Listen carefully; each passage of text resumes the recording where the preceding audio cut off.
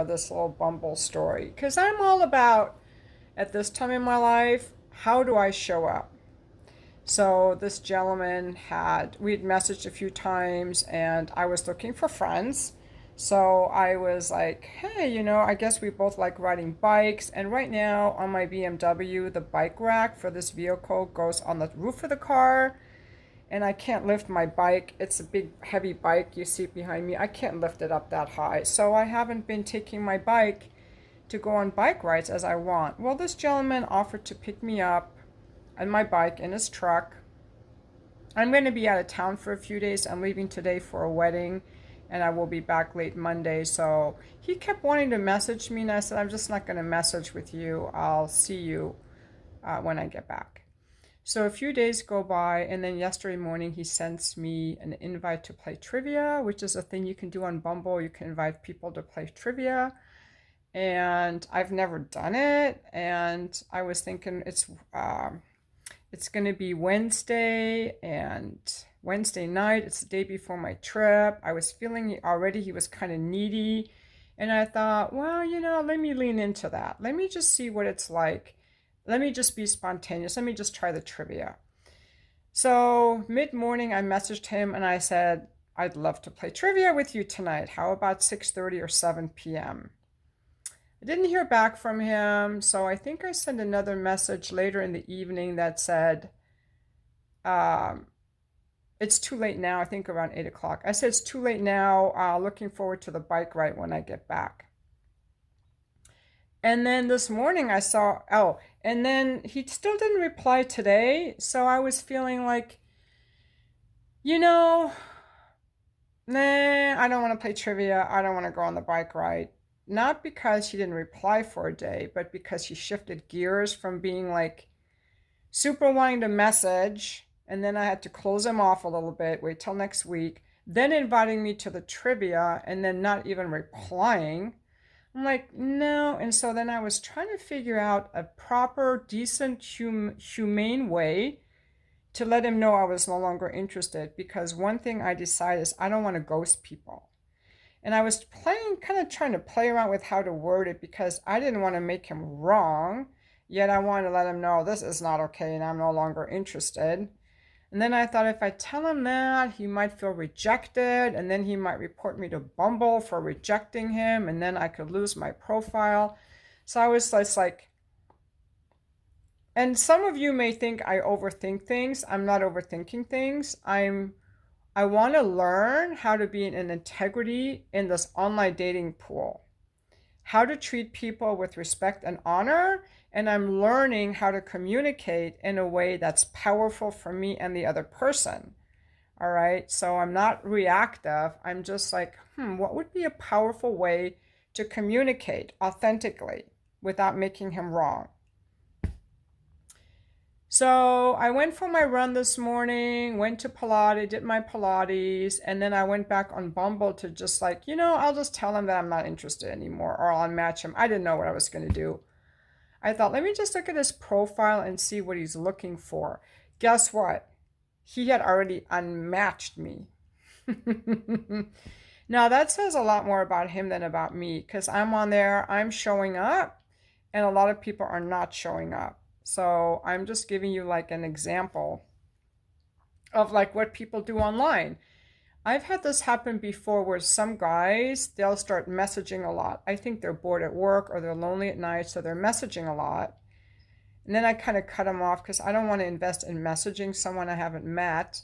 And then the next day they're on to something else or they're not feeling it, they'll come on really aggressively, like come over, or they'll just unmatch you. So people are just interesting.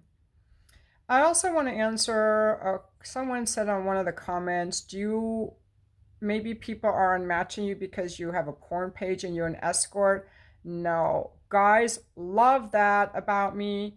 My experience with women and men when they meet me and I tell them what I do is they're fascinated and they're intrigued and they're curious about it. They're like, I've never met an escort and you're so cool and what is that like? Or they're just interested in me and don't care.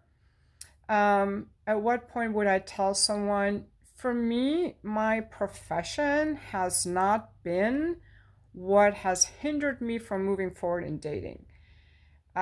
If that at some point becomes an issue, like let's say I meet a whole bunch of guys I'm interested in and I'm feeling it and we're going on a lot of dates, and then I tell them what I do and they're like, I don't want to date you, then that's something I would address. Right now, and so far, what's happening is that I have, it's only been a few men that have actually progressed forward to where I actually meet them. Very few men have progressed forward with me to the point where I'm actually on a date. So right now, what my main interest is meeting men who want a relationship, who actually schedule a date and want to go on a date, where we both want to go on a date and we're enjoying the date. That's where I'm trying to get to. Anything else about my profession or his kids or anything else like our finances, our life goals, I haven't even gotten to any of that yet. And I do not provide my name or my phone number until I meet people, because some of these dating sites could kick people off for being sex workers, not because that's a bad thing in and of itself, because most women who are on there who are sex workers are using this site to drum up business. They're not using the site to meet people. They're using it for marketing and sales. So they are misusing the site.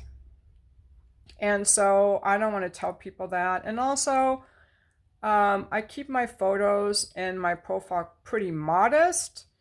Guys are like, oh my God, your calves in your photo or whatever, they can tell I'm toned, but I don't show anything revealing or tight fitting, because I want to weed out the riffraff. I do not want to attract a man. When a man sees my photo, I would rather have him feel a little bit something in his mind and his heart than only in his penis. And so, I talk openly about sex when I want to. However, I don't want to lead with sex. I'm leading with, do we even like each other enough to go on a date? Do we even have enough in common to be friends? Are you consistent enough to even reply to the messages? And I'm kind of exploring more what I like, what age, and so on. Today, when I was running on the trail, I saw a very attractive man. I would say he was in his 40s or 50s, walking with his dog. I'm like, So I said hi to him. So that's interesting. I did feel an attraction, as opposed to the gentleman at the bar the other night, where I just went up to say hi because I thought it'd be great to start saying hi to men I see. I didn't feel attracted to him at all. I just was saying hi as a practice. So right now, I'm exploring what I like, who I'm attracted to, and just noticing if people are consistent in showing up. One more thing I want to say about hookup culture. Somebody left a comment, hookup culture is great for some people. So I want to know for what people. Maybe in the moment a guy gets a quick release and a woman gets a dose of validation. However, what is that doing to us as people? How do the people feel afterward? I know a lot of women do not like to have sex with a guy and be ghosted. Are these hookups mostly done drunk? I think the majority of hookups are done by people who are drunk, at college parties or late night at bars with people who just drink too much. They get drunk and go home with whoever. What about hooking up sober to explore your sexuality or something? And how does that leave people feeling? The final thing I want to say about friends with benefits is that giving a guy sex right off the bat before he's ever even loaded your bicycle in his truck, met your kids, brought groceries over and made dinner for you, is like giving somebody dessert or feeding somebody heroin. Like, I shouldn't say heroin, giving somebody, a raise before their 90-day thing. Like when you go to work someplace, they want to check you out for 3 months before they make it permanent, give you health insurance. And then if you perform well, they'll give you a raise. I think that giving a man sex has to be treated the same way as making someone permanent or giving them a raise. It can't be like, oh, we're so glad you want to work here. Let's give you your health insurance right off the bat. Let's give you a raise right off the bat. It's leading with the wrong thing. For those of us who actually want to keep seeing the people we're fucking and explore what more is possible, just know that the majority of people you're just hooking up with are just going to discard you as because they're afraid of relationships. They don't know how to show up, and they're hiding because it's easy to just fuck someone with no effort and no investment on their part. They didn't even have to walk up to you and ask for your number. They didn't even have to load your bicycle in the back of their pickup. They didn't even have to plan a meal, go to the grocery store, come over and cook for you. They didn't even have to do anything. You just offered your not bare pussy, but a condom. So it's giving them something that they haven't earned or deserved, and that's why they don't respect it. That's why they don't honor it. And to all those guys saying hookup culture is great, great for who? I will tell you, it sucks for me. I will never ever again hook up with a guy. You can pay me for it, or you can be my boyfriend. That is the fucking bottom line, because people have shown me over and over and over that they can't handle the gifts that I so freely give. So now they're going to have to earn it, have a little skin in the game, give me something of value, invest in me.